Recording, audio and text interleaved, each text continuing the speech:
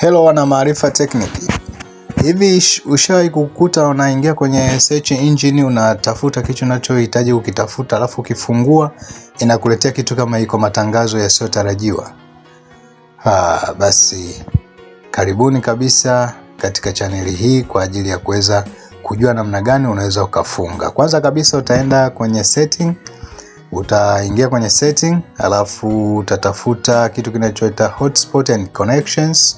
Utabonyeza hapo, utabonyeza private DNS, utabonyeza alafu utahamishia hiyo nani ya kijani kwenye private DNS provider hostname. Utabonyeza hapo, alafu hapo kwenye sehemu ya kuandika utaandika dns.adguard.com kwa herufi ndogo, alafu utasave.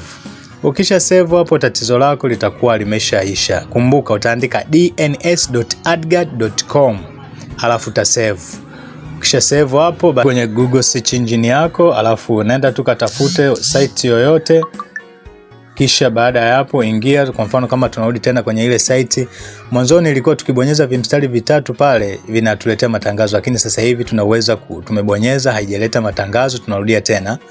Tunabonyeza kwenye vimstari vitatu hapo, hakuna matangazo ya aina yoyote, imefunguka series zetu. Hii ni site ya kutafutia movie series za Kikorea, Kichina. Basi hapo matangazo yatakuwa haitokei tena, sio katika site hii tu, na site zingine zozote kwenye search engine yoyote matangazo yatakuwa hayatokezi tena.